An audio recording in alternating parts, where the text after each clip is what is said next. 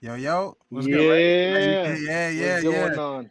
I saw Oh young man. Chris from 2013. I couldn't hear him, but I saw him. He was, but it was before my goatee connected. All I had was the chin strap. Yeah, Yeah. yeah, yeah. It was good, bro. So ain't nothing, man. Shit, man, you fucking yeah. Your new project dropped today. Yeah, accidentally actually. It was supposed to come out on the 29th. Today was the original date. Apparently the change on the back end didn't work, or I don't know, but I woke up today and I'm like, "What? It's out." So I've been playing catch up, but it's out, man, and it's getting love. So yeah, it's dope.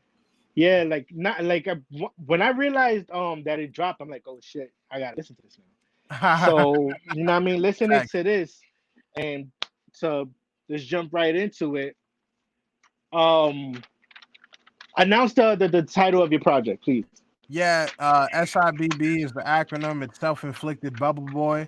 The title basically, the Bubble Boy aspect of the title is a lot has to do with now, like the fact that we're in isolation, the fact that we are in quarantine, like and just like the literal sense of that, but also like when me personally when I'm going through mental stuff or I feel like I need to get away from people or if I need to like recollect, I feel like I need to isolate myself and that happens a lot with people. And the self-inflicted part is, through isolation, sometimes there's growth, but sometimes you really feel like you're alone or you don't have other people. And I think that a lot of times we do that to ourselves. We can be alone in crowded rooms. We could do that. So the Mm. self-inflicted part kind of came with that. So the project is inspired by that introspection and looking into yourself and figuring that stuff out and like dealing with the world. A lot of people are trying to figure out what to do right now. You know what I mean? So the project kind of was just me manifesting that artistically into these moments and creating some vibes. So it's been dope. And you know what I mean? First off, thank you for one being on tonight's quarantine of rap. And like it's dope that you explained that behind the project because now it's like let me do a little deep dive. Wonderland of Misery 1 and 2. Yeah, Medicated Consumption. hmm DeLorean. Gitu. Did I say that right? Gitu, yeah, GITU, Gitu. greatest in the universe. So when you're creating, right, where do you find yourself before you even like where do you find yourself while you're finding the direction of your music? Yo, it's weird. Like, I should probably release, which I'm gonna start doing, like releasing projects more consistently. Like, we live in a day and age where it's like, if you're an upcoming artist and you're not coming out with a project every 3 months, then you're gonna, get left in the dust. So I got to start doing that. But prior to this, it was really one of those things where I was, just kind of letting myself live life, feeling my well. You know what I mean? Like and then after my well was filled and I feel like I experienced enough and things changed enough that I had stuff to say, I would just kind of manifest like whatever my life was in that past year or X amount of months to go there. Or if I was really impacted by something, then that's in the meantime I'll be making music. You know what I mean? Like some projects like there was projects like Wonderland of Misery or even Medic like some of them had like 27 tracks on it. Like it was really long. So not sometimes it would be like just me constantly making music and then piecing together a project with some of the maybe 10 songs out of that 20 something could have left and it would have been like a real cohesive project. Lately, like this one's 8 songs. It's a shorter one. It's like EP, and even my last one, Gitu, was like 12 to 14. Like it's shorter because I'm making more cohesive projects and they're more like in one direction. And I think with that, Mm. it's it's about what I'm going through. So like Gitu, when I made that, it's called Greatest in the Universe. That was an affirmation I was telling myself. This one is more so like everything going on right now. Like so I try to be as real as I can because I feel like the biggest thing in music is where you can be successful is when you're relatable.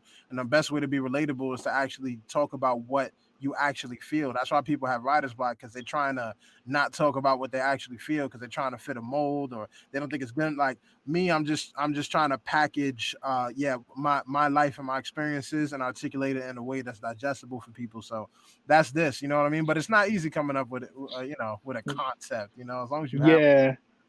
And it. like with everything going on in the world as far as like the protest and some of the looting, like how has that affected you mentally and your creativity?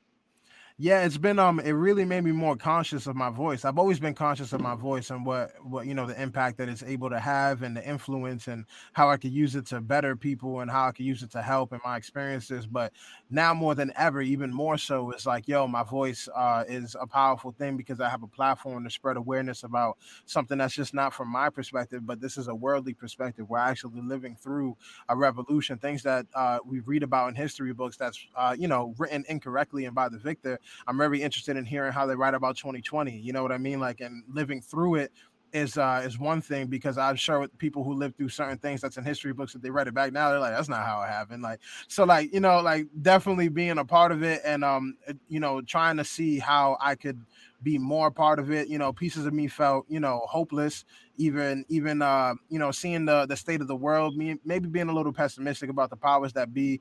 There's a lot of like stuff behind. I'm into conspiracies too, so I be really feeling like the deep darkness that the world is in, and just realizing like, yo, like maybe some things don't matter, or the things that I was putting, the weight that I was putting on certain things, they're not as important now. That like it's really about trying not to die from a disease and trying not to be duped by the government, or I'm sorry, by a virus, not a disease.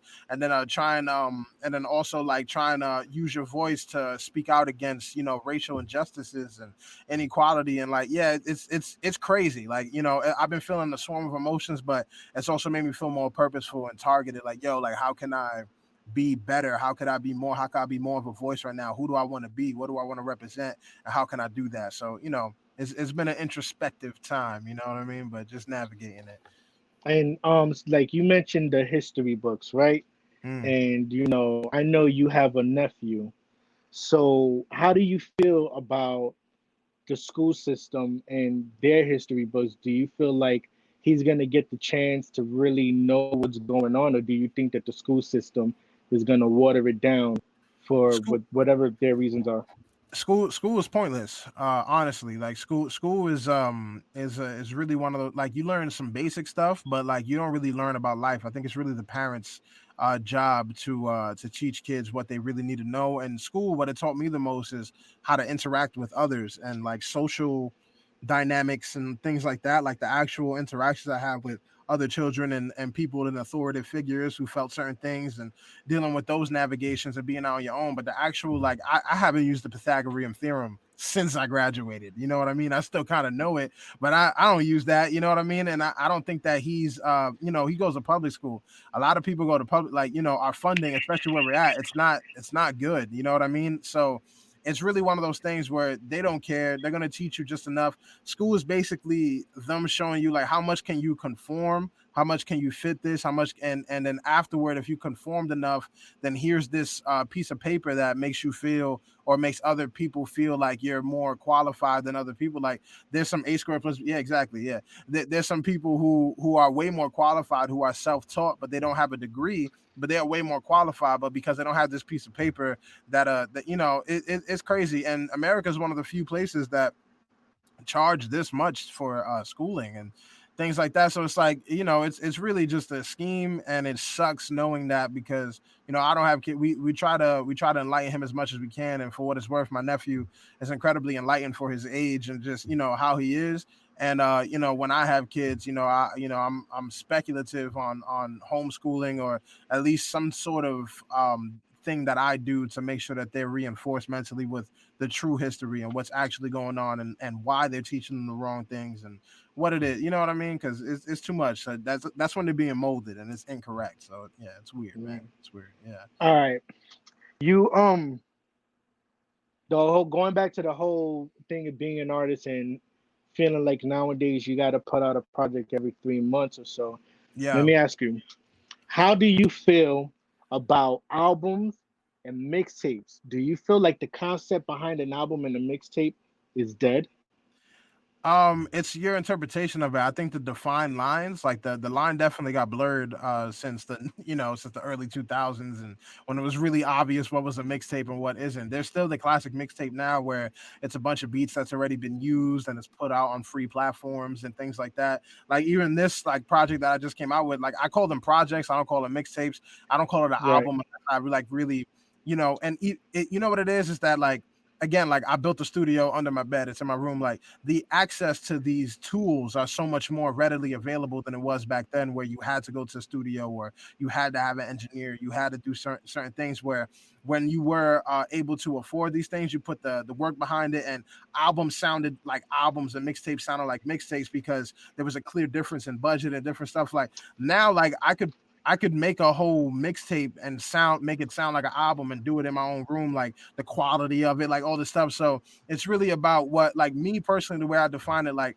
my album is really one of the thing that's like the quintessential, what I really gonna choose to represent me, like the Good Kid, Mad City, Capital Punishment, like Illmatic, like the quintessential album that really defined a person, like you know what I mean, and that's the thing that I'm working on. And when I put that out, I can finally say, oh yeah, this is my album. This is what, whether it does what I wanted to do or not, this is the thing that I put my entirety behind. I did the most for. I gathered everything. Like this is what I want. If someone said, what should I play something to represent Chris Rivers? This is my album that I put it out. And then some people have multiples of those, obviously. Like this is another project that, like, even the one that just came out today, it's something I put together to get people through, like just to keep the fans fed, and to just keep putting out content in the meantime. But it is in no way, shape, or form the quintessential project that I would use to define me in my career, and like one of those things. But that's what I feel now, since it's so much easier to create something of high quality and it not be an album. Right. And when it comes to being an artist, right? And I've expressed this to certain people that I've had on here, like LP, lyrical, poetic. As an artist, what I do when in my writing process, I guess my ritual is to drink coffee while I write. Hmm. Do you have a specific ritual, whether it's your writing process and or being in the studio? Like what do you include into your creative process? It's weird. I never knew if I had. I like to record with my shoes off. I don't know if that's the thing. I need to like touch. I need to like touch the ground with my feet. Like, well, not my like with socks on, but like I need that. But other than that, like, yeah, I don't have a specific thing I do every time I write. Besides like getting into the mind state, like I do feel like there's certain things in life that you should be completely present for. You know what I mean? Like drive. I mean, this may sound dangerous, but like I could drive while not being complete. Like I could be thinking about my day. Like driving is very like mechanical. You know what I mean? Like cooking is very mechanical, certain things, but like you should be completely present when you're having sex. You should be completely present when you're, what I'm saying, like on a date, or you should be completely present when you're writing. And that's how I feel. So I get into the mind state, like, yo, like I'm about to write. Let me focus. Let me get into the zone. Let me get prepared mentally to not have the critic present at the same time as the creator, because that's how you get writer's block. If I'm judging everything I'm writing as I'm writing it, like clearly I'm still like, no, I'm not just writing trash, but I'm not being like super harsh. Like I'm just creating. So I get into a creative mind, and I do that. And I definitely have water on the side. I used to like to smoke or do like, but I'm like, yeah, like I don't like relying on things. So I made sure that I could write, completely in regular state of mind, static, and yeah, just be good. But yeah, and I like writing out loud. Like I don't like writing in my headphones. Headphones? Yeah, yeah. I Mm, used to write in my headphones, and I realized like I need to hear myself. Like while I'm right. writing, I need to hear myself, and I can't do it too much with the headphones. So it feels better when I could do it out loud. So so before this whole quarantine shit happened, and you were present in recording studios, like what was a Chris Rivers session like? Like what was the environment like? Was it more humble? Did you have to bring like a certain amount of people in the studio with you? Oh no, I hate that. Like I hate like not well, I don't hate it, but like yeah, I'm not the type like I like to if I could create all by myself, I would like and someone I could like trust that I vibe with and like things like that. But too many different energies in the room and too much different stuff. Like it's yeah, it becomes like I never really did it. I mean, I've done it. I've been in studio sessions with this mad heads, and you have to do it. Then it's like a show. It's like weird. Like it's yeah, it's Yeah, to me it's like weird, and then everyone's like kind of low key competing and like it's cool. I'm never the wackest in the room, so that's good. Like but it's one of those things. Like I don't know. Like I like showing people my shit when I feel it's done. You know what I mean? Like so like I had I have my engineer. that I fuck with, and I just yeah, I go in there. It's a vibe. Sometimes there's Super Smash Bros in the other room when we play games. We vibe, we play the music, shit happening. But yeah, like it's cool. Like as long as it's good energy, I'm all about good energy. Right. I don't like strangers in the room. I don't need a chick twerking in the corner for me to get inspired. I don't, yeah, like Word. it's all good. Like let's just make some music, have fun, feel good, walk away when we need to, come back when we want, and yeah, it's love. Have you had, or like currently or before, like have you had one person, like you probably think like, yo, why is it so fucking critical? Like, have you had that person that just called you, be like, yo, what were you thinking? Yeah, all the yeah, my I don't have yes men on my team, especially my managers. So like, and it's not like they be like, yo, what the fuck was you doing? But like super hard to impress, like, you know what I mean? Mm, Or like just very like do this, like, yeah, like I don't have a lot of people around me that it's weird. Like I probably just started making music, like my project that I came out with today, and maybe Gitu, like my last one that my family or friends like really like actually fuck with, and like that I mm, like most of my fans were like people I didn't know. You know what I mean? So like everyone else was just real like either critical, it wasn't the vibe. You know what I mean? And so yeah, like I don't know. I got, but I get like I. It's probably bad, and I don't say this like some people say this like try to act tough and try to like, but I genuinely don't care what people think. Like I really like I have no attachment to other people's opinions like at all. So like I'm to the point now where people don't even tell me things. Like they're just like, all right, well, if you want to do it, then cool. Like I'm like, yeah, I do, and I know it's cool, motherfucker. Like, yeah, like it's all good. Like, yeah, so it's weird. But I've had those critical calls, but not these days. Like I'm like, yeah, niggas just leave me alone. word. That's a fact. Fucking, and like to confirm this, Whispers is your cousin, right? Yeah, yeah, he's a beast, and he's my cousin. Yeah, he's And that's ridiculous. and that's leading to this, like, you know what I mean? Seeing, like, watching the videos, hearing the music, like the Still Sharp and Still joint, Mhm. that shit is in my playlist. Crazy. And y'all two together, it's so fucking dope. Will there ever be like an EP with you two? Yeah, I would still love to do that. I would love. We made so much music together, like throughout my career. My last two projects, he wasn't on it, and I would love for us to get to the point where our careers take off, and we get to the next. Like people want it because they know like that's what we did before, and I Mm, want it to be that thing that people, not saying it. I mean, obviously everybody been wanting the J Cole Kendrick project like together for, but that's because it hasn't been one. You know what I mean? Like right. so like it's like that. Like people we've done it before, and I want us to upgrade ourselves skill wise, career wise, life wise, and then come back and do that. So like definitely it's something that's easy to happen, and we could make it happen. But yeah, like I want to wait for the right time for that, and that would definitely be dope. But yeah, that's my cousin. He's family, and he's dumb nice. Like I've seen him rap Yeah. since I was a child, like 8 years old, watching him like baffled at like how he, you know what I'm saying? Like, so he watching him taught me a lot, you know what I mean? At his stage, and he's an overall performer. Like, even in the studio, like studio set, everything, like him in the lab, it's amazing to watch. Or like it's crazy. He's a trip too. So yeah, Whispers is a man, bro. For real. Just real quick before moving on. Yo, LP, I agree. LP says I'd love a Ray Pearson LP Chris Rivers collab. Great piece. Oh yeah, yeah. Hey, Let we me we know. you know what I mean, we Let's get talk busy about it. on that. It's a we gonna you know what I mean, we gonna lay the cards out. Yeah, yeah. Um all right, so now, right? Like I during the intro, I mentioned that I was present during Mission Underground New York in 2016. Oh, fire team backpack joint.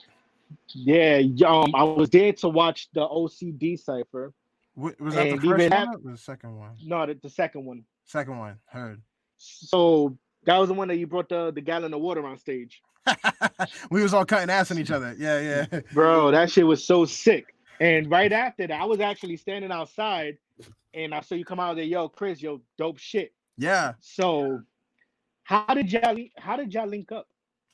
Yo, so prior to Team Backpack, we all knew each other. So Osmond Benjamin, shout out to Major Stage, which is Mm, a Major Stage?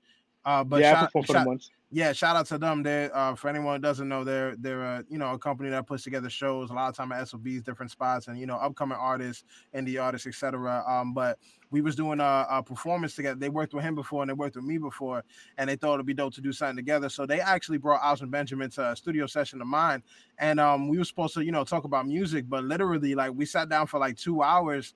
3 hours, and we just talked about life. Like it was an immediate like vibe and connection, like off rip, and he became like a legitimate friend of mine. And the same thing for Denzel Porter, where we met at a cipher in front of I heard about him prior to this, and we did a cipher together in front of Yankee Stadium, and then we had another team backpack, not like a whole group cipher thing, but we had like, you know, Right. we was both in the same room while we was doing ciphers, and I knew him, and we just chopped it up, and you know, we became cool over time. And then when they started having the group joints, and it was like, yo, like all three of us in one, we was like, yo, we actually know each other, and we was, you know, part of Team Backpack but also fans at Mission Underground. And we was like, yo, like yo, like how about we make this more about unity, you know, instead of making it about, you know, us all competing up here. Like, yeah, we're still competing, but we all actually Yeah. know each other. Like it doesn't have to be, you know, us just in different corners writing and coming up. And they're like, yo, let's make this bigger than just a cipher. Like, yeah, it's a cipher, but it's a show, it's a performance. Like, how can we push the envelope? And we did that the first time and people loved it. And we called it OCD because of Oswin, Chris, and Denzel, but also obsessive compulsive disorder because we treat it, you know, and not any sly or being insensitive to anybody with that, but you know, it's one of those things where it's like, you know, we meticulously work on our crafts to the point of insanity, and we wanted to show that in a group vibe. So we just went with that. And then we did the second one and the third one, and every time it's really amazing. So we just kind of pushed the envelope and we challenge people, and you know, Right. yeah, Like it y'all is what three, it. you know what I mean? Y'all three raised the fucking bar, yo, because I was at work and I was like, yo, I gotta kill some time before it's time for me to dip. So then I came across well, I went to the team backpack shit and I watched the first one. Mm-hmm. I was like, yo, this is probably one of the illest things I've ever fucking saw. And then to see the second one happen live, and then the third one, y'all fucking killed it. Denzel's, Yeah, I'm not even gonna break into yeah, detail about that one, yeah. but We all felt like, yeah, each one was just, it was pain, it was emotion, it was a lot, and like, yeah, man, we always try to push the envelope with each moment. I really appreciate that you enjoyed it, and that's what we do it for, man. It's you know, breaking the mold. You know, we at a point now where everything's been done. It's like The Simpsons, like, man, like every single thing's been done already. So how could you make it special? You know what I mean? How could you push the envelope? How could you take it the next step? And I think that's where greatness lies, you know, getting out of the comfort zone and doing something avant-garde, doing something new. has timing been has timing been a maybe a reason why there hasn't been an full project from you? From OCD. Yeah. Yeah, it's always time because we're three separate entities, and we're friends, and it got to a point where we almost finished the whole OCD project. Like we was pretty much done with it, and then we had projects, you know, our management. We had projects of our own, individual ones that had to come out, and then it trickled into other opportunities where the timing, where we wasn't able to drop that because, you know, promo for projects goes, you know, you got to do all this shit and jump through hoops, and then Mm-hmm. this person, and then it got to the point where that content was stagnant and old, and it wasn't, you know, whether it was the content itself or even our skill level is just way higher now than it was then. So like, fuck it, we're gonna work on something new, and then, you know, so, and then we're all doing our own thing. So but we talk about it like every now and then. It's like a real big frenzy, and we're like, you know what, let's really like sit down and focus on it. But this is the, I think between now and it's probably premature to say, but I'm hoping, like, my goal is by, you know, somewhere in this year to 2021, we could have an official OCD project where we really all go ham and do our thing on it. You know what I mean? But you know, that's just me. There's three of us, so we'll see. We'll Right. see. But Has it I'll try to orchestrate it. Yeah. has there been any of the other MCs from that platform that you still keep, like, maybe not keep up with like personally, but just their music? Their music. Let me see. I know there is. I'm just not good at. I know Mad Squabbles is dumb nice. I know Toxic is dope. Flawless. I don't know. There's so many cats. Shadow Mob, the whole, all of them. Um, Dot. Yeah, there's a bunch. I'm really bad with on the spot remembering names and connections. Like if you ask me what my favorite movie is, I can't name one. Like you know what I mean. Like so like I'm bad at but yeah, but I'm not. You know it's weird. Like it's weird. Lately, I've been having a harder time finding music to listen to. You know what I mean? Mm, Like good music. Like I realized I used to listen to music like almost all day, and now I don't listen to it that much. You know what I mean? Like throughout the right. day. Like so, like yeah, I probably could be doing a lot more to keep up with a lot of people's music. Yeah, and even as an independent artist, like where does where do you have like what are some challenges for you as an independent artist? Because I, Uh, I remember listening to an interview and basically it's like um no handouts, like everything, you know what I mean? You've done everything on your own up until this yeah. point, even still, like but like what challenges do you face as an independent artist? Yeah, I think the challenges are similar to when you face being an entrepreneur, being by yourself. It's like developing that structure by yourself and and being consistent and disciplined enough to constantly do something based on you setting the tone. And I think not having to have like I don't even have like like a secret drug dealer backing me. Like it's about like it's hard to fund this, so especially now with Hmm. so much of this becoming about pay to play. You know what I mean? Like pay for promo. Yeah. Everything's getting monetized and everything. Like it's really hard to maintain a life and also funding it and sometimes they're not getting the returns like that you get, so it's really difficult. And then seeing certain like companies have the engine behind them, whether it be connections and or money. And then the business side of it is the hardest, like the media side and figuring out how to get good connections with whether it be the blogs or to the right streaming platforms, to getting on the right playlists and circumventing certain things. And like yeah, I would say that like really learning the in and outs of the system that most labels use, whether it be connections, and then also raising enough funds and using your minuscule funds, because my funds are minuscule, especially compared to labels. You know what I mean? Like so, being able to balance all that and to know that like it's all coming out of my pocket, and then figuring out how to how to do that with minimal outreach. Like it's definitely difficult, but you get more creative control.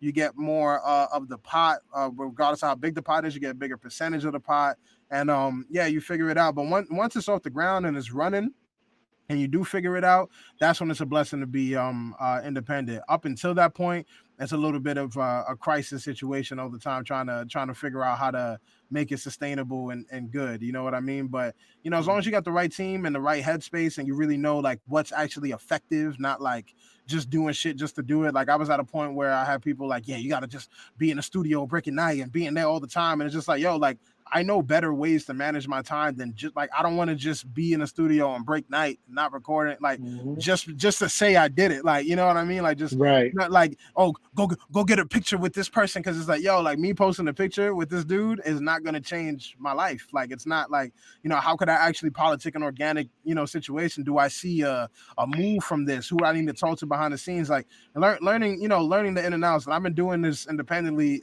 since I started again, because I've really been doing this since I was a kid. But since I started again, it's been about 10 years, and I've been in every room with every person and every situation and shows and different shit. And I'm realizing like, what actually brings things and what actually doesn't, and what you have to do. And yeah, it's about learning your vibe and creating that core demographic, and having to do it yourself and building it organically. So it's a mission, but it's worth it if it Right. works.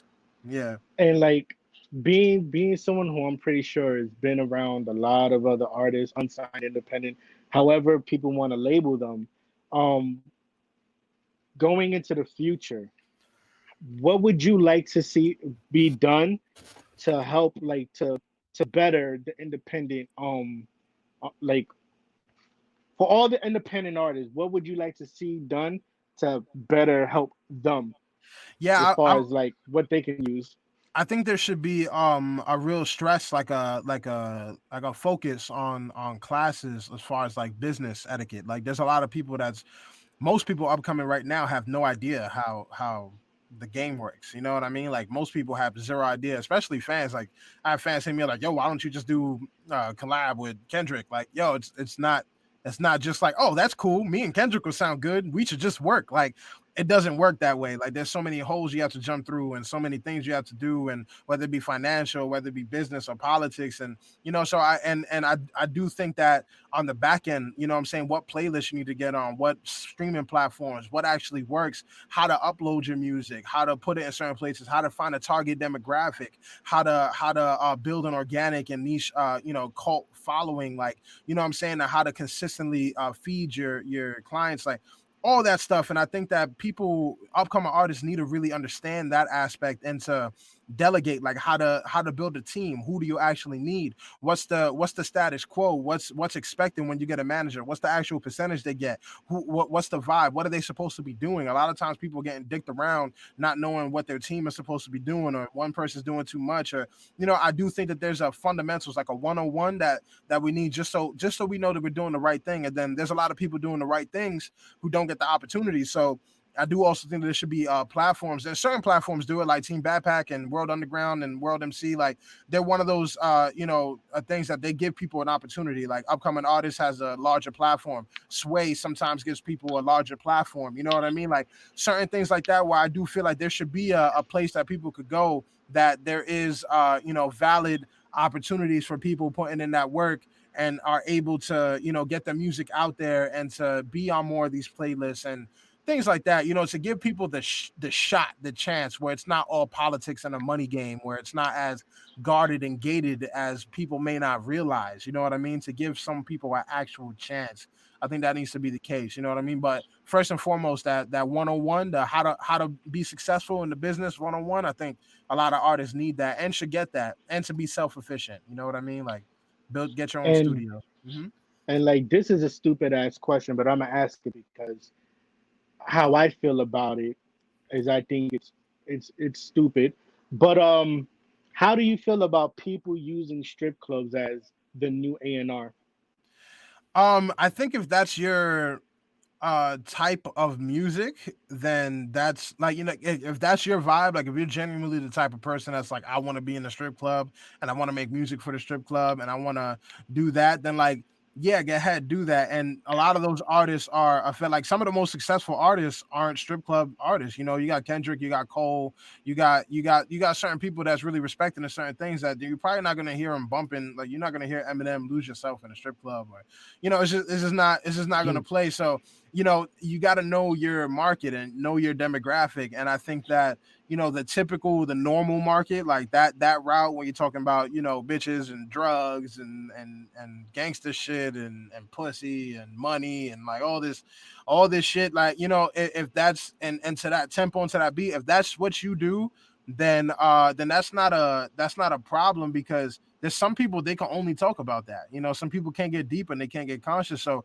the A&R isn't the person now, it's the environment where it should be successful. So if you make music that would only be successful in strip clubs, and then it's not successful in a strip club, then I'm not mad at the strip club itself, and the people that go to it that want to listen to that type of music, being the judge, jury, and the executioner for it. You know what I mean? Like if they're like, yo, this ain't it. Like this is what you're making music for, and this ain't it. And you could tell from the live reaction of the people. It's not about the late, because then if I'm an investor, I might invest millions of dollars into you for you to just fail. You know what I'm saying? In this case, it's just like, yo, let's see if this works. Let's take it straight to the people. And there's certain people who don't need to do that. There's certain people who, go to different types of demographics and different types of, we're only going to do college crowds and college radios, or we're going to go to speakeasies, or we're going to do whatever it is, spoken word and, all that stuff. But yeah, I think I'm not that mad at it, especially now where it's like, you don't just need to be that sort of rapper. Like whatever way that you rap, like Tech Nine, I forgot what year it was, but he made more money than every signed rapper that year. More money than Rick Ross, more money, and all of them, and independent and rapping like a maniac, like just going off, and like what I mean. And Yeah. the average Drake fan is most of the population. They're not gonna fuck with him. You know what I mean? Like, but he has such a huge dedicated following because he learned like, yo, this is the type of music I want to make. This is who I am. So I'm not gonna try to go to a strip club. I'm gonna go to the places where I know my music is gonna be appreciated. I'm gonna kill those places. You know what I mean? So I think it's self awareness is important, and as long as you have that, then Yeah. you won't be duped out by the A&R strip club vibe. Just don't don't try to bring your music to the strip club if you're a conscious rapper. Just don't do it. Right. Just don't And try it. and shouts to Bossy V. She asked, do you find poetry to be therapy for you when you're writing? Yeah. I do. Sometimes I love it when I'm able to write a feeling out. You know what I mean? Like when I have, something I really, when I'm like, yo, I need to write, and it makes me feel better. That it's more rare now than it used to be. So I'm really appreciative when I have that moment. Since I started doing music as a career, it's not only a feeling anymore. It's not only an outlet. It's also the means to an end. It's also how I support myself. So sometimes I'm not always writing for emotional relief or outlet. Sometimes I'm writing because I have to, or because I'm on a mission, or because I had to do something. You know what I mean? Like, so when I'm actually able to use it as therapy, it's super beautiful. And some of those make the best records. You know what I mean? So it's definitely dope. Word. Fucking, and like you mentioned Tech, and Tech Nine is one of my favorite artists out It's ridiculous. at the Yeah. yeah. Like his end of like the way he managed to fucking independently like build like his powerhouse is crazy. I don't know if you've ever Outrageous. caught like one of those documentaries that he be putting out there, like giving you like there was like a whole documentary for like the creation of special effects. Mm. And it's just like watching that, and then like there's shit on YouTube like giving like the tour of the warehouse, and then you got a Yeah. car wash. Like it's just He's crazy how he managed, You want to and all see his that. artists are sick, Yeah. Yeah. He all of them. finds crazy, Seth, crazy dope people. hell yeah. But that's what you That want to like see. That's what you want to see. You want to see like be wanting to be successful in this field, seeing someone who really really is and is willing to share that with you, and seeing their structure, like that's huge. And I think more people should do that, and more people should pay attention to that. So that's dope that you put that out there and that he did. Yeah.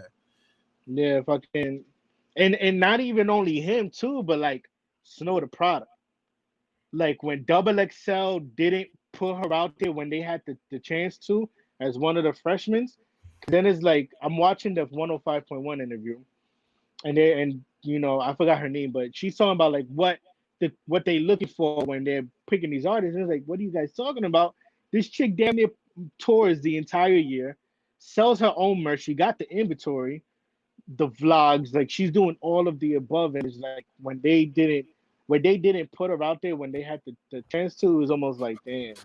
Yeah, But I mean, like, even some of those lists are losing some validity. Like, there's a lot of times where there's artists like you get to a certain point and you don't need it. You know what I mean? And then like even some of those lists, like they cater to numbers more than talent or certain things, and they lose their credibility. And so I don't usually go, like, not anymore at least. I don't usually go to those sorts of lists or those sorts of people to try to tell me who is actually dope and who's coming up. You know what I mean? Like she's winning and has won and is going to continue to win, regardless of whether those accolades or it's acknowledged by those groups of people. You know what I mean? Like, so it's all good. Yeah, she's doing it. But that's why you need that core following. If you have a core following, look at Russ. Russ was a big person that did that, where it's like, yo, like everyone shouted on me, everyone said no, but I did it brick by brick, day by day, built up a fan base, and now I'm selling out more than all these artists that y'all do promote. And that, you know what I mean? And that's because you got a genuine fan base, and that's what it's all about, having a dedicated fan base. And they got that. That we want it. hold on, Bossy V asked a pretty long question. Um, would you consider to do public speaking for young kids in different communities, or have you done so? Yeah, I have before. I actually one of my favorite times that I've done it, just because it was like nostalgic and kind of dope for me, is the shelter I lived in for a bit. I got to go back after I started doing music and speak to a lot of the kids there, and I've done different things. And yeah, I definitely want to do more. public speaking. Sometimes I feel like I'm not knowledgeable enough about certain things. Like I am to a degree where I can speak about certain things, but I do want to fill my well a little bit more so that I could really, target whatever it is that I'm talking about. And but I have, and I will continue to do so. And I just want to get, even more so outside of hip hop in a sense that, I have multiple platforms and different types of media that I'm doing it with, whether it be skits and comedy or the Judge Me Hot, the podcast, whatever it is. But yeah, I want to do a lot more stuff and it's speaking, not just doing music, but actually talking and helping people out. I think it'd be dope. Definitely. Um, who were some of your dream producers to work with? I've always wanted to work with like Pharrell. Always thought he was dope growing up. Nerd. I always just like the word nerd. I definitely would love to work with Kanye just because he's like, I think he's crazy enough to take it to a level that like I always loved Timbaland's production, but I always felt like Timbaland's production it would definitely be outside of my comfort zone. You know what I mean? Like Dre too will be like, no, I mean Dre was dope and he like fits the vibes, but Dre's recording process is very meticulous. I've heard like every single person I know that recorded with Dre, they're like, man, like it is life changing, but it is a lot. Like every single line you have to do over and over. You know what I'm saying? Like so it depends. Like Right. I don't really know. Like I really have dreams of producing my own music. Like to be real, like like I wanna learn. I feel like anytime I work with a producer, and I work with great producers, and I'm always grateful, and a lot of them are amazing. But when I say what I want, it's always their best interpretation of what's in my head and not what's in my head. But sometimes it's close and sometimes it's different and even better.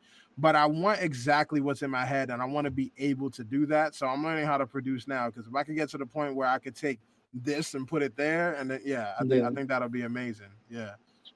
From like damn it, I had the question right there. Okay. So from every collab that you've done, like R.A. the Rugged Man, Joel Ortiz, to name a to name a few, who has been the one artist that you, when you knew you were about to step on the track with them, was like, all right, okay, it's go time. I would say I felt that a lot when I jumped on like records with let me see. Corey Guns, he's ridiculous.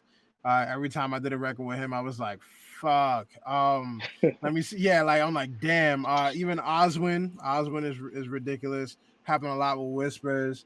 Damn, there's somebody I'm missing that was crazy. That was every time I hop on a record with terminology. There's a few cats style like when I hop on a record with like D Block like Styles in them. It's not that I feel like I'm gonna be lyrically murdered. A lot of those people are in my like same world with it. Where I'm like, okay, I lyrically like Axel Leon, like people who's dumb nice. But then when I hop on a record with someone like Styles, where I'm like, damn, like he described it to me. He's like, "Yo, Chris," he's like, "You use a sword, and you're great with a sword, and you're fantastic with a sword." He's like, "I use a gun." He's like, "I'm great with a gun, right? Like music, like that's my style. My style is a gun." He's like, "When you're on a record with me, and I have a bigger following, you could kill it with a sword like you always do, but my fans like to see gunplay. So in order for you to do a great job on a record with me, you need to kill me with a gun." You get what I mean? Like you need to find a way to make my fan base love you. And if they love me for doing this, then you need to do your version of this world. You know what I mean? So it Mm, was really pushing me outside of my normal envelope. You know what I mean? Like, 'cause that's not how I was used to making music or whether it be the subject matter or whatever it is. So it was always difficult hopping on records with people like that where I didn't know exactly like how to fit in and at least in the beginning, you know what I mean? So it got to that point, but it's been you put in your 10,000 hours and you don't get nervous and like I'm good now. Like I'm like yo, like people are gonna like me for me, and it is what it is. There's certain people I'll be nervous for though, like Black Thought and Voice to 5 9 and like people like that. If I like, I'm mm, like all right, like damn, they do what I do and they do it well. So yeah, right. yeah, Like fact. who is one artist that you feel like there's a part of you that you haven't tapped into because you know that once you collab with that person, you know you're unlocking that cage. Like for me, It's Cuban. I know that I'm gonna tap into a part of me that I haven't let out yet.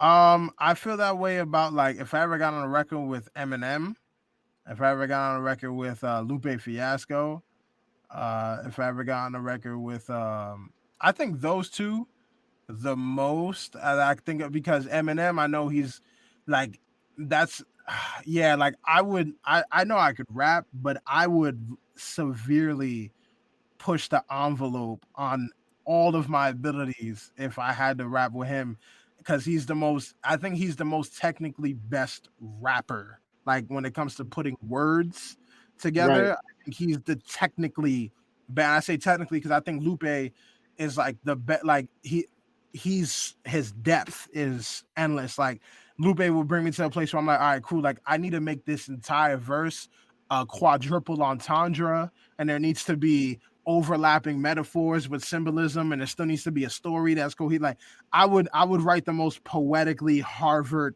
grade verse if I was on a record with like Lupe, and if I was with Eminem, that I would just really lyrically push the envelope to a place I've never been before. I think those two the most. Yeah. all right, which brings me to this, right? Just a short trivia, right? Now, I'm gonna name a few artists, right? Pretty much it's one of those yeah or nah. I don't see it. Okay. I'm bad. So I'm bad. I don't listen to a lot of people, so I'm bad at this. But let's I do mean it. it's not I think this is pretty good. Okay. Now, obviously we've mentioned Eminem, so that's you know what I mean? So here's a couple of other artists. Snow the Product. I haven't heard too much of her music, but I know she's nice. I know she's nice. Like I know she's really good. She's good at rapping, but I can't quote a line, and it's not because I think Mm. she's bad. I just legit don't really listen to her music. Yeah. Tech Nine. Ridiculous. Yeah. Um Black Thought. What am I I love Black Thought. Yeah, I love Black Thought. Afro. Afro to me, he's another really ridiculously good rapper. He's a really good rapper at putting words together and like rapping like that. I would love, and Afro's my man. I would love to hear Afro on more records that I got to know more about him, and I got to hear more like less about rapping and more about like I know you could rap your ass off to the end of the world. I want to see you put that to work with something that's super relatable and in there. But maybe he doesn't want maybe I haven't heard that record. But yeah, Mm. that would be my because I think he's fantastic at what he does. I just want to see more. I just want to see more. Definitely. And what artist can you say inspired your style?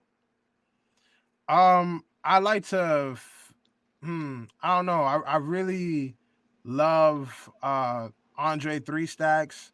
I love Mac Miller. Mac Miller inspired a lot of different shit. Like I love how he did those tones. I grew up listening to a lot of Lupe and M. Obviously my pops, but I'm less musically. I'm naturally like him, so I'm not like inspired. Like I don't hear stuff and feel like, oh, I want to write about that. Like these other cats, I get more inspired to bring that out, and I'm more just naturally like him. But yeah, been getting compared to Mac Miller a lot lately, and I don't hate it because I love Mac. You know what I mean? Like so, yeah, Yeah, even with your new project, what I noticed is like it's more mellow. yeah. I learned that the more I scream at the same thing I just said about Afro. Like I think he's a ridiculously, insanely good rapper, and I felt that way about myself. Like I'm just technically good at rapping. And I think he even pushed it further. Like I've heard him freestyle and like he's ridiculous. Like, you know what I mean? And I just started realizing like, yo, like I'm gonna hit a glass ceiling if I just keep doing like I could do this, but I wasn't having fun anymore. Like I respect people like him and like Eminem who like Eminem will still come out with a song that's 8 minutes long with 70 bar verses of him just going off and it's like four of them, like you know what I mean? Like I'm like, Yeah. how do you still have it in you to just rap like that at that level, at that ridiculous pace? Like, so I really wanted to learn how to I realized that most of my like 80, like 90 something percent of my fan base was male, like men, which isn't a bad thing. Yeah, But I realized I'm like, all right, like, females are, 80% of consumption, like for like buying power. Females are 80%. And it's like, yo, like you're gonna need females if you want to win musically. And then yeah, also like just who I am as a person. I'm more than just a lyrical machine. Like I have thoughts, I have introspection, I have emotions, I have these things, and I didn't know how to articulate it musically. So I wanted to grow beyond a point where I was just rapping and just coming off and screaming. Like I really wanted to find a way to do it in a way that even if you weren't, like, I feel like now I realize I lost if the only way you're able to appreciate my music is if you really sit down, and every now and then it's fine, but if all my music you have to really sit down and really listen to everything I'm saying to appreciate it, then I feel like I lost. I feel like if you are able to like my music, even if you're not paying attention, if it sounds good, if the vibe is good, the beat is good, the mix is good, the flow, everything, that even if you're not paying attention, then you can be played in any environment. You can be played in the background. People are popping shit, smoking, partying, fucking, chilling, driving a car, anything. And if they did decide to actually listen to it, they're like, wow, this is crazy. This is dope. This is between lyrics and poetry, all the stuff. It's all there for the people who listen and the people who don't. And I think before I was only doing it for the people who really listen. So yeah, it's all up in there. yeah. Like my cousin had told me one, like he told me like years ago. He was like, you know, if you, he's like, yo, what you got to do is you got to hit up the shorties because it's Yeah, if the shorties fuck with you and they got a man, they gonna be like, yo, who's this nigga you listening to? And then when they listen exactly, to you and they fuck with you, now you got the both of them. He says exactly. shorties, and then you're just gonna pull in like it's natural, being a lyricist and pulling in that male crowd, but Yeah. and the shorties. Females are everything. They support more. Men want to play music that females like. So that, Drake used to say it all the time. He's like, you're gonna buy my album and act like you got it for your sister. Like, it's one of those things. Like, if you got the Hmm. woman, you won. You won off rip. Like you win. You know what I mean? And even bigger than that, like, it shows that your music is diverse enough. It sounds good. It feels good. It feels good. It's not just lyrically incredible, but it feels good, and you want it to feel good, and that shows a different level of goodness, that greatness that you achieved artistically, where you're able to manifest and convey and even influence emotions. You know what I mean? Not just thought, but also emotions, and that's powerful. Yeah, And mad love right now to the Essence, who let it be known that Gitu sold her completely, and she's hooked on that album. she's the bomb. Yeah, no, that's a fact. That was the first time I actually stepped outside of my shell, I feel, and I started making music. Like, oh, DeLorean was like the first time I like was like, you know what, let me try to make music for myself a bit. That was me like testing the waters. Gitu was me like actually trying to dive into the water, and this one is me like swimming in it. You know what I mean? I think the next one is me doing backstrokes and up above, doing all the craziness. But that's how I would describe it. Because yeah, I'm growing. I'm growing in myself right now. Like it's one of those things where I'm discovering my musical voice and a talent. And Gitu kind of put it there. And yeah, so I'm glad she liked it, man. Yeah. Does a lot of the like does a lot of your concepts and directions come like right on the spot, or like you have it stored somewhere that you know eventually you haven't found the song for it yet, but like have you like Yeah. is it more like an on spot thing, or is it something that you Sometimes think it's of and you both. like? Mm, Yeah, sometimes it's both. Like there's songs on there's song, like, obviously vibes and melodies that come out on the spot, but then there's certain songs where I'm like, yeah, like I would love to make a song about this. You know what I mean? Like that's why I say I still haven't had my quintessential project, because I still haven't made like the song of the project that's about my life. Like my Good Kid, Mad City, where someone listens to it and they're like, yo, I know who he is. Like I know who he is, or I know what this was, or there's songs like that. Like I think classic examples are like J. Cole's like I ain't never did this before, no. And I ended like went it's like, yo, mm, it's a song about losing your virginity. You know what I mean? And he did it a really great way. You know what I mean? Like, so it's one of those things like, yeah, like I have some songs where I'm like, yo, I do want to eventually make a song about this, but I don't force it. Like when the right beat comes, I feel like, oh, that's dope. But most of the yeah. time, like if it feels right, then let's go with it. You know what I mean? I don't try to Yeah, that force. that cold record was the way, the storytelling in that from the beginning up until the end. It was like, yo, like that's one thing that me myself, um, I think my strong point, besides the bars, is the storytelling. Like I like to paint that picture. I like to let it be. Like I want to take you there so you can visualize everything from Yeah, start to finish. I think storytelling is a real powerful thing, and it's a highly skilled thing where you're able to, because it's different in story. Like, there's rappers who just like flip, pack, spit, rack, lick that, like who just are saying words that rhyme, and then there are ones that Hmm. like in pockets they're making sense. Like there's an overall vibe, like there's an overall theme of what they're rapping about, which is like and then there's the ones that is a consistent string from the front to the end, where this is a whole story where you're following along, and those are some of my favorite ones. Like it's really amazing to see, like, wow, you really did that. Like, you know what I mean? Like it's crazy. One of the most ridiculous examples I got put onto, and this is not even that new, but Lil Wayne, Mona Lisa. I don't know if you heard the song Mona Lisa. That's the joint with Kendrick, Is that right? one Am I? Kendrick? Is it? I'm not sure. Is it Mona Lisa? I forgot, but he told a story, but at a such a fast pace. It was crazy, similar to Eminem's "Normal" on one of his Kamikaze album. I think Mm. it was like no, like certain songs are just like, yo, like how did you keep that story so consistent and on point and never swaying from the subject while rapping like that? Like that's incredible. Similar to Royce the 5'9's damn, what's it called? When he's rapping about all the holidays, you know what I'm talking about? Oh, shit. This is I'll send it to you afterwards, or Word, word. I'll find, yeah, but it's ridiculous. Like, yo, like how do you keep? But I think that's some of the best. That's the best ones. That's the best songs to me. Like the real stuff. Lupe Fiasco, he say, she say. Like oh, like yeah, it's crazy. It's crazy. Those are my Do favorite you things. have like for storytelling? Like, do you have like a maybe top one to maybe top three? Like when you hear it, it's like yo, like where like you would wonder where that artist was when they put that whole shit together. Like, do you Oh, have any of those for me, moments? for me, like that I Yeah, wrote. like no, Oh, well, either it's you or like you listen to like maybe like some shit from Nas, and it's like, damn, yo, if I could just know where the hell was he when at that oh yeah. moment when he wrote that.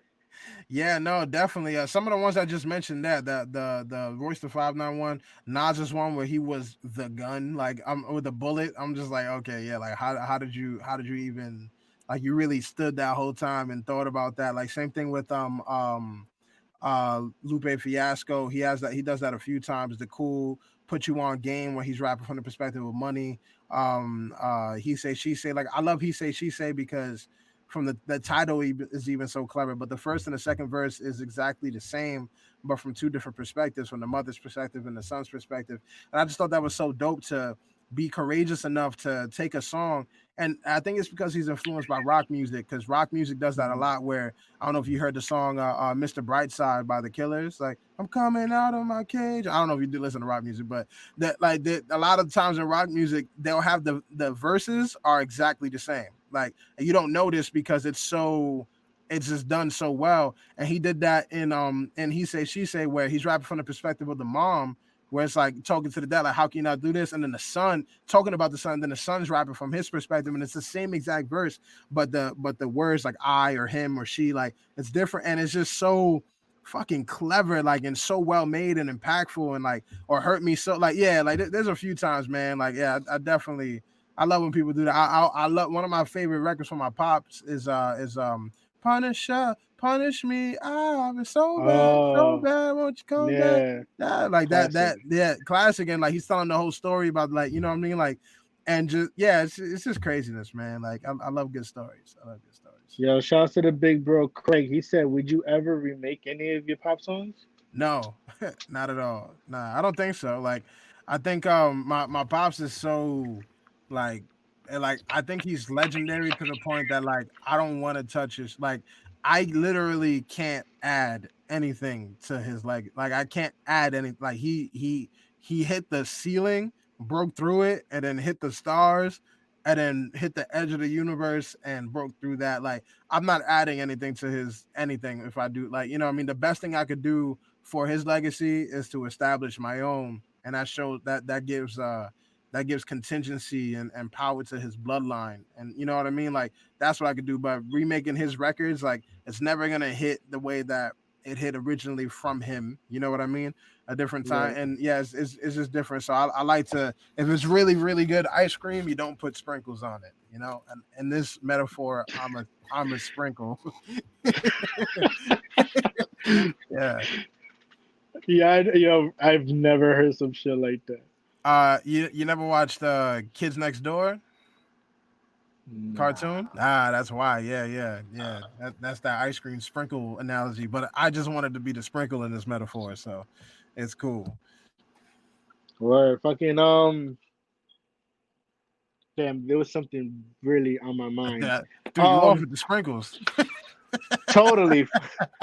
So like, all right, now we spoke on the we tapped into like the storytelling. Who's one artist? It doesn't even need to be an artist. It could be a beat maker. It could be a mogul. Uh-huh. Who's one person that you would, if you could sit in a room with that person and pick their brain, just in like yo, like, and maybe that would help you, whether it's in life or in music. Like, who would that one person be?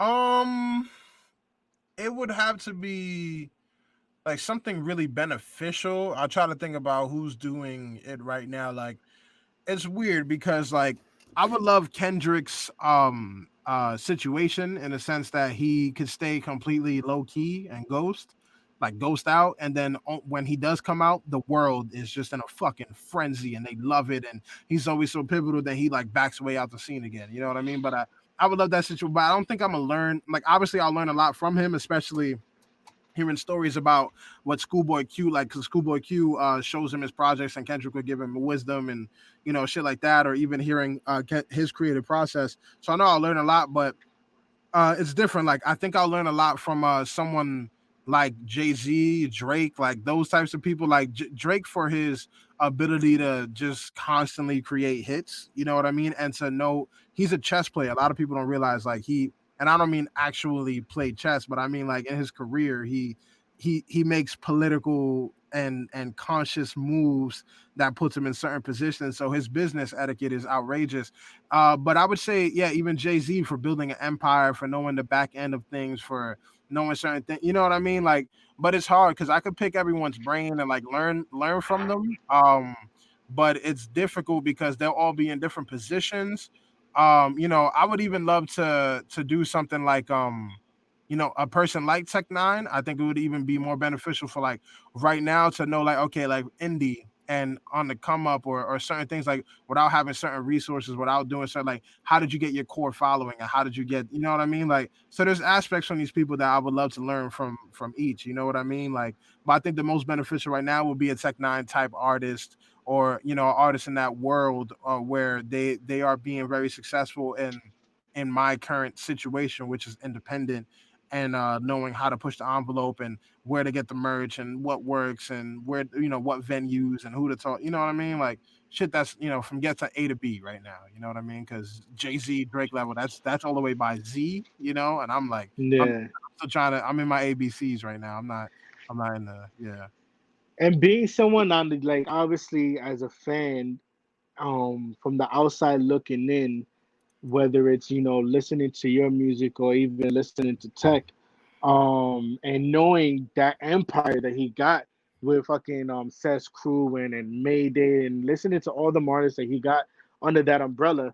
There's been times where I'd be sitting here and just looking at everything and I'm like, yo, and maybe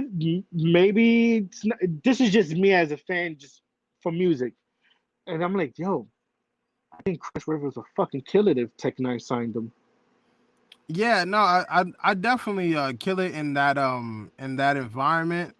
But I'm just scared to be a part of something like that if I'm expected to just rap a certain way, especially where like that's a big hindrance in my career where a lot of times in the beginning I was rapping in a sense where I was trying to prove that I could rap. and I was trying to live up to the expectations that people had of me being my father's son, or just listening to people around me saying, "Oh, you got to rap this way," or "We got on records like this," and me just not knowing what to do. Where I just kind of solidified myself as like a rapper's rapper and like going off and rapping, but I really don't enjoy rapping like that. Like I really, really don't. So like if I did sign to them, it would be like I would I Creative would pro- freedom. I would probably get pretty far, but I would hate the process. You know what I mean? Like Mm, I would hate to have to rap like gunning it and going and just like lyric bar like that are like yeah. all like the whole time like it's like systematically mathematically form it like what the fuck am I talking about? And then on top of that like I don't feel it. Like I'm tired of making music that I don't feel. You know what I mean? So like I'll Mm, be scared that I would lock myself into that. Same reason why I haven't battle rap. Like a lot of times when you and like start battle rapping, you get pigeonholed into just being a battle rapper, and a lot of people can break out of that. right. Like I'm scared of doing certain things, or I'm apprehensive rather than scared. I'm apprehensive to doing certain things that'll lock me into a box. You know what I mean? And Hmm. I want the free range to be able to make any type of song and any type of music that I want to make. And if I was gonna sign to a place, or if I was gonna be a part of a place, I would like to be a place that would cultivate that, opposed to it being a demographic or environment where I would have to fit into a mold that I'm not trying to do, if that makes sense. But I mean, I'll be grateful. Anything that makes sense, it makes sense. Sometimes people are signed to certain labels, and it's just the backing and the resources, and it's not necessarily you need to be like everybody on there. You know what I mean? Like, but yeah, it'll still be dope. Word. Fucking. Yeah. No. When you mentioned Kendrick and being that low key, do you feel like that was the last of that class that we got because Kendrick, Wale, Cole, Sean? Oh yeah, I talk about it. I talk about it all the time with my friends and certain people. Where I'm like, there's nobody who's like lit now. Like yeah, there's lit people. Like there's like the baby and Mega. Like there's people who have like who are lit. Yes, but there aren't people who I feel like are going to get to Drake status or a Cole status or a Kanye status Hmm. or a level like that where it's like iconic, super huge, amazing artists that are going to transcend time. And like I'm waiting for the next person like that. You know what I mean? Like because a lot of people are a moment, like in the moment, whether they're fitting certain trends or they have a certain vibe or they have a certain thing that like it makes sense for now. And even when they fall off, they're still going to have a huge following and niche, but it's not going to be the people we talk about in 20 years who are still relevant, like the Jay-Z, like how, the 50 cents The and like longevity.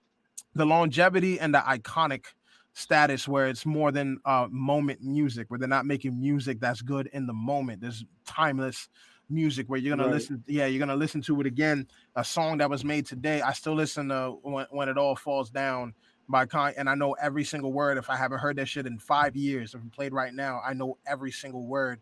And it's a huge part to the point that like, what artist is huge or has that impact when they could do something like what Kanye was doing when supporting Trump and doing something, and people still like, nah, bro, like just like and still stick by and it lost a lot of people, but still want that back from him. Like, you know Hmm. what I mean? Like Yeah. half the artists today won't be able to survive a MAGA hat. You know what I mean? Like no, like no, bro, like it immediately Yeah. canceled and done because your music isn't something that's impacting our lives critically. You know what I mean? Like there's not a lot of artists like that anymore, and that's because of the way the game is getting everything's getting flash cooked. Yeah, people bubble up real quick and then they're gone. There's so many people who was popping in last year or the year before that, where it's like, what happened? Like, where are they? Like, Yeah. where, like, what?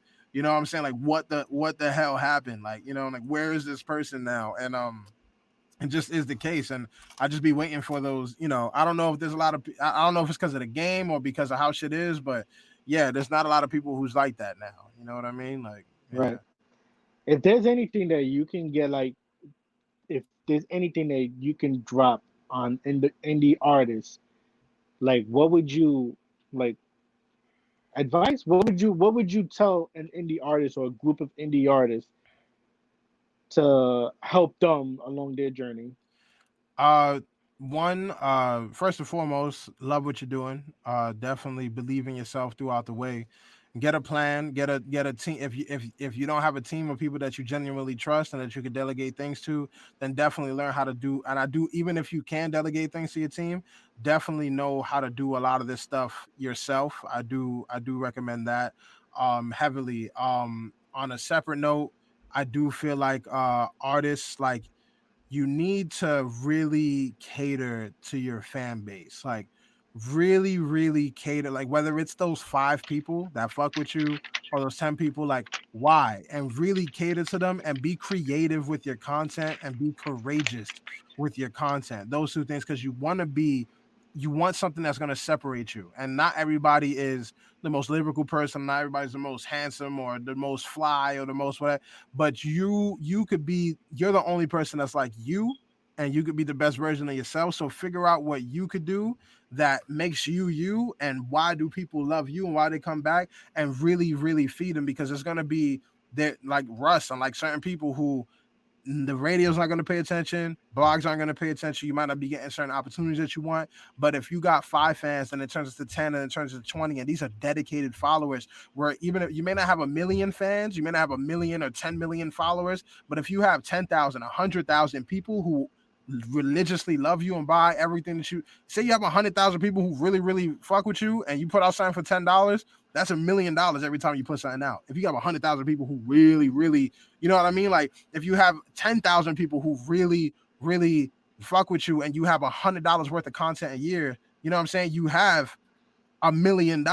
You get what I mean? Like, so it's like, yo, like, you have to really build your core following and pay attention to them. Give them love, give them appreciation, and stay as consistent as you can, because the person who is outworking you, like, hard work beat talent when talent don't work hard. It's great if you're talented, but if you're not working hard, you're gonna get outworked by this whack ass lame nigga on the side who's gonna blow past you, because this nigga is not stopping. So please be smart, but be vigilant, keep going, be courageous, and cater to your fan base, please, and know what the fuck you're doing. Read books, everything I need to know about the music industry. Know the status quo, know what you're doing, know about business 101, know what works, and yeah, go out there and don't stop till you make it, man. For real, for real, for real. Because And that another thing for you artists, stop being so quick to put out fucking music. Know you gotta fucking register it. Make sure yeah, you got your ASCAP, BMI, whatever it is that you yeah, feel comfortable using. yeah, for All real. that, all you know what I Get mean. Copyright your shit. You never get all filled out those a pennies. copyright form. Yeah, get all those pennies. Get it from everywhere. You know what I mean? And know your worth. Know your worth. Know how to. Oh, to more not him. Yeah, Immortal Technique told me this. He was Mm, like, yo, like, he was like, you're a fool if you don't have merch. He's like, a merch is like 30% of what artists make in money. You know what I mean? Like finances. So you're cutting yourself out of 30% of the bread of your max bread that you can make if you actually. So definitely don't just be a rapper. Not today. Not today. Not today. You can't just be a rapper. Some people can, but it's super rare. You have to be a little bit more than that. Whether it's a personality, whether it's a symbol, whether it's a fashion thing, or whether you have something on the side, whether you do the podcast, where you got the, whatever it is. But try to have something else. Like, people are want to be attached to a real person. They don't want to just go to your page and it's constant just music posts. Not a lot of people, like, they want to get to know you. Like, so be a whole person and show as much as that as you're comfortable with, but definitely make it bigger than the music. And the music is part of the journey, and it's part of what people get when they bring to you, but they're coming because they love you, to the point that if you decided one day, like, you know what, guys, I want to fucking build boogie boards, but and your fan, like, yo, we love you, bro, build a boogie board, you know, we're supporting, like, you know what I mean, because they love you, right. not just your music. So get people to love you, and you win. Even if your music is trash, they're like, yo, this nigga garbage, but I'll fuck with him. Like, if you got people loyal like that, then you won. I remember, yeah. I remember arguing with somebody in high school. I forgot the artist, but I said they was just jocking this artist OD, and I said a line by them, and it was like, I didn't know it was them. It was like, oh, that was trash. Who was that? And I said who it was. And like, oh, it's him. I fuck with it then. And I'm like, you just said it was trash. It was like, yeah, but that's before I knew it was such and such. I'm like, all right, yeah, Word. like, that's what I want. You know what I mean? Like, yeah, Right. you want that. So get them to fall in love with you, and you win. Yeah. And you know what I mean, like, that was the whole point of this quarantine and rap shit. I was constantly being told, oh, you need to connect with people. And one thing is that, as an indie artist, I feel like there's a lack of platforms out there. And what I wanted to do with this is use it as a tree, right? And being able to bring people into that so that they can see the branches and know that, okay, I did this, but this person was able to point me to this branch and this branch, basically of different platforms. Is not stepping on anybody's toes, but if I could point you to a branch where you can benefit from it. That was the whole Yeah, point of this. it's and organic. and to bring different artists on and to give other artists like an insight is like, yo, it's not only one way. Like, there's Yeah, different things that you can pull from these artists that's to a help fact. you along your journey. Not only am I soaking everything in, but I hope the next person watching Yeah, any of these that I do is able to soak in the information, understand that you got to copyright your music. You got to yeah. go about shit the right way. If you distribute your music like through DistroKid, if you Mm-hmm. do it maybe like 3 weeks to a month ahead of time, It's you'd so be much. able to Yeah, fucking submit your shit to playlists way before the release. So yeah. it's like, Facts. that's one thing I try to do is to provide different artists, like Yeah, not little different, every artist, if they don't know something, I had LP on the last time. I want people to understand that facts. whatever, there's more than just one thing. Yeah, There's there's a a way. lot more. Yeah, there's a way to do it, and it's a dope. And what you're doing is dope because you're making it bigger than the music, like and it's organic. Like even with you, you do music, but this is another thing that you have that makes it bigger than that. People getting to know you, people getting to know what you bring to the table, and you're allowing people to have other influences in, and you're cultivating yourself, but your fan base. So now it's like, yo, I don't only like you say your nephew and your niece called you, like what I mean, like there's people who know this about you, and you know what I mean, like it's bigger than the music. They Right. get to know you as a person and what you bring, and they know that you care, and that's huge, bro. And like anybody watching who's an artist, like the fact that he's doing this, like this is something that's important and genius, but also genuine. I could tell you wasn't just doing it for the sake of getting more you know what I mean, like this is something that you're passionate and that you care about, that's helpful to you, and you found a way to Right. make that into content and something that makes sense, and that's genius, bro. And I salute you for doing that. That's a fact. Thank you, Yeah, Chris. It was an honor. I haven't had the pleasure of putting out something groundbreaking with you yet. But to it'll have come. you on Quarantine and Rap as a fan, thank you so much. Love, bro. Please fucking drop all your social media handles. The Oh, floor is love, yours, bro. bro. Yo, thank you again for having me, brother. Thank you for giving me a platform to speak and for asking pivotal questions and for being an amazing interviewer yourself. I don't know if it's because you're a rapper as well, but you don't ask normal questions. You have a dope conversationalist style, and I really appreciate it. So thank you first and foremost. Again, SIBB, Self-Inflicted Bubble Boy, came out today. It's on all streaming platforms. Follow me on Instagram. That's Dragons and Rivers. You see it down there, and you could get the links in my bio there. That's why I post the most. Only Chris Rivers is Twitter, Chris Rivers on Facebook, Chris Rivers Universe is the website. But definitely get that project. Follow me on Instagram, like I said, Dragons of Rivers, and keep it pushing. I believe in y'all. I love each and every one of y'all. Thank y'all for being here. Thank y'all for following the journey. Thank you, bro. You the man. And yeah, man, let's keep it No. going. Yeah, for real. Yo, with that being said, ladies and gentlemen, Chris Rivers. And on that note, I will see y'all next time for Quarantine and Rap. Y'all already know how I end this shit.